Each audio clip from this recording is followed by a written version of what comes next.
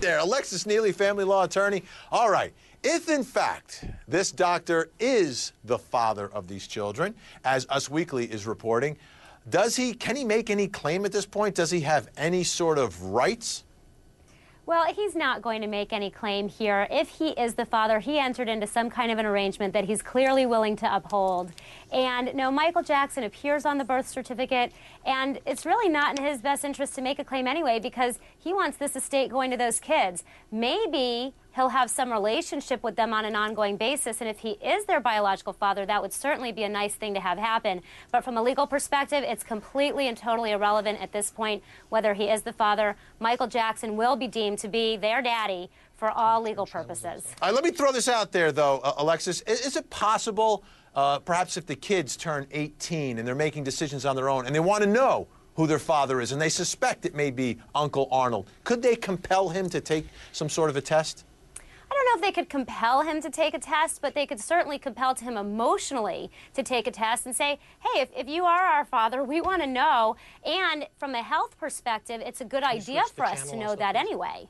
Absolutely. We got much more to talk about. We want to know what you think about this whole situation. The dermatologist, Uncle Arnold, is he the father? Give us a call, 1-877-TELL-HLN. Alexis Neely, you know, biology, though, plays a huge role in California, doesn't it?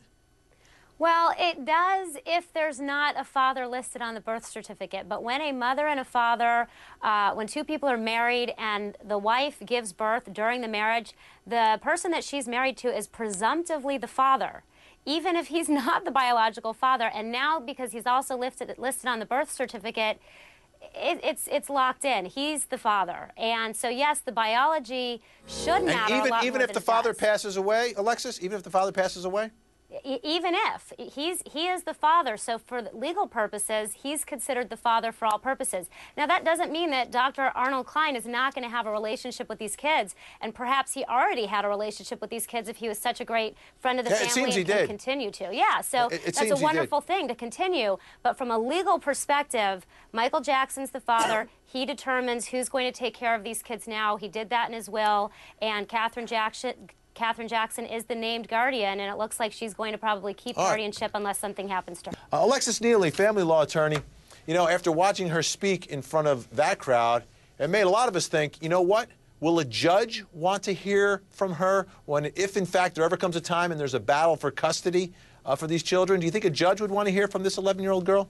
Sure, I think that a judge would absolutely want to hear from all of the kids if they are able to speak to the judge, because it is ultimately what is in the best interests of the child. Yes, Michael named his mother as guardian, but just because you name a guardian does not mean that the judge has to obey what you say. It's a presumption that if you name a guardian, that's who's going to take custody of your kids, but it really comes down to what is in the best interests of the children, and if they can speak to that themselves, that's definitely something that the court is going to listen to. Alexis Neely, can push come to shove in a courtroom? Do you see any scenario where he would be compelled to take some sort of DNA test to find out if he is in fact the biological father of these children?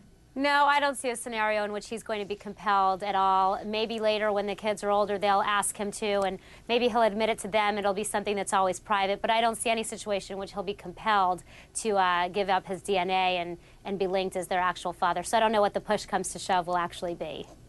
Alexis Neely, as we look at this potential paternity custody battle, at some point, can a child, if they want to know who their biological parent is, can they ask a court to grant them, say, listen, you know, I've got these articles, everyone's saying this guy is our father, we want to know. Can they do that?